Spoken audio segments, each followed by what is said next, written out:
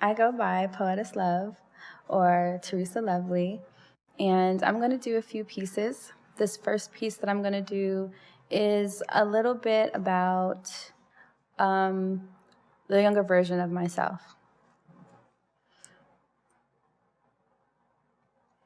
A little girl sits in a room full of loud-speaking dialects of French colonization and broken English.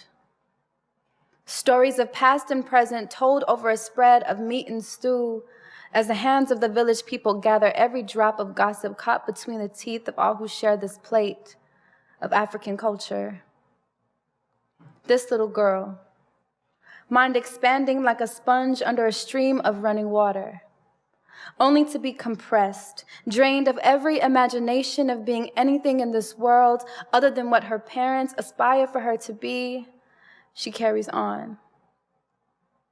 And like a mute in a deaf world, she longs to speak her truth. But no one can listen if they tried. No one can hear nor understand her cries, for they are in a foreign tongue.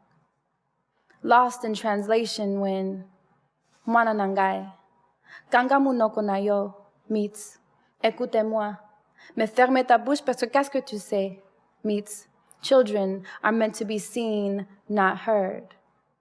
This little girl, swallowing her words in 3 different languages only to find that the taste of irrational insecurities are far more bitter than the fear of being misunderstood. She is learning that it's only her fears that hold her back, choke her up, blocking her airway like a fistful of tears as she fights with every breath to swallow her pride or lack thereof for the fear of being judged by who? She is learning that it's only her fears that hold her back, choke her up, blocking her airway like a fistful of tears as she fights with every breath to swallow her pride or lack thereof for the fear of being judged by who? She understands that words are not the enemy, fearlessly fighting with her unrelenting will to express her truest self, never being silenced by unworthy opinions making judgment calls on her heart. Knowing that it's her heart that can move mountains, know her voice that can move mountains, so watch her as she penetrates through peaks and valleys of people speaking only her truth. Let me tell you about this little girl. And that's that piece. Oh my goodness. Okay.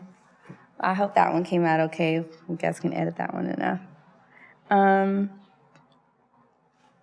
This next piece that I'm going to do is called The Mind of an Artist.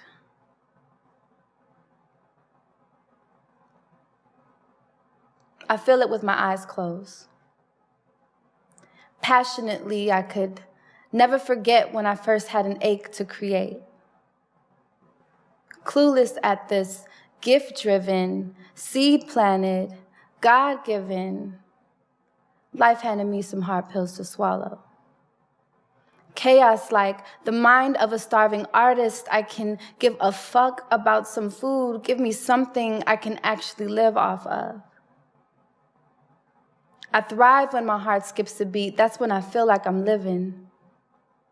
They say these nerves mean I really care well. These nerves are what connect me to my higher self. So anxious I can feel my heart beat like a child running from a belt. Yes, I may forget how to breathe sometimes. I may even forget the words, but for all it's worth, I'm still here.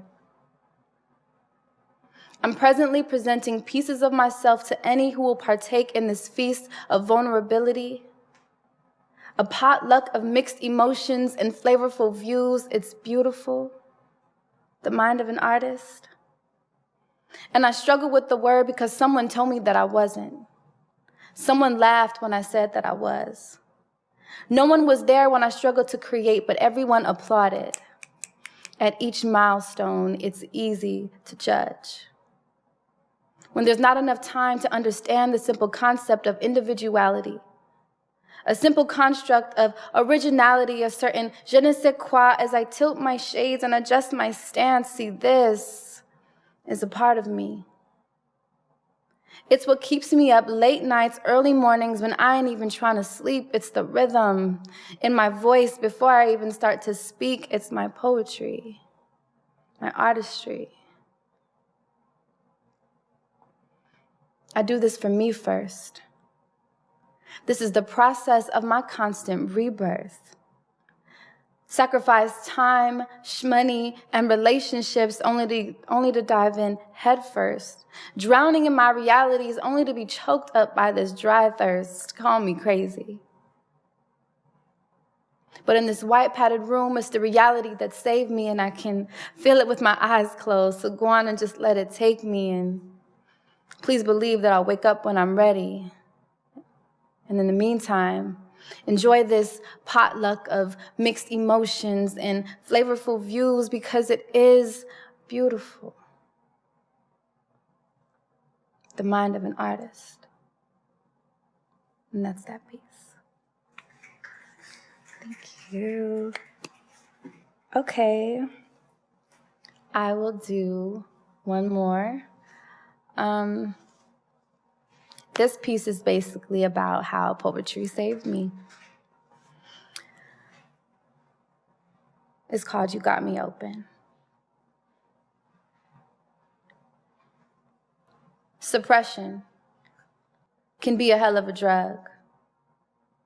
When you begin to fall victim to your circumstances, sometimes the only way to cope is to go numb. And I should know.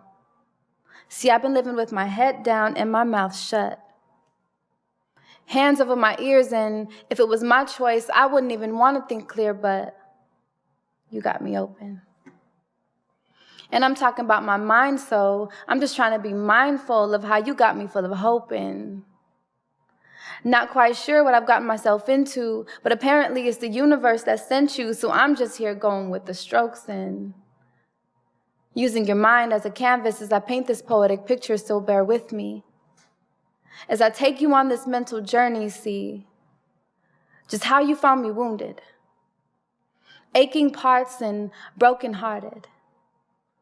Took the time to really listen and never left me when I started. Just know that it's you that I give my thanks to.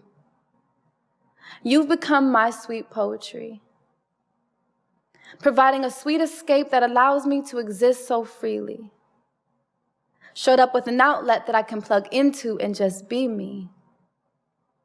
Extracting me from myself so I can finally move forward, and enhancing habits of my health had me replacing all my borders with things like trust and genuine love and allowing myself to feel while opening up like poetry. And that's why I'm still here, because you got me open. And that's that piece. That's it. That's all I got. Thank y'all.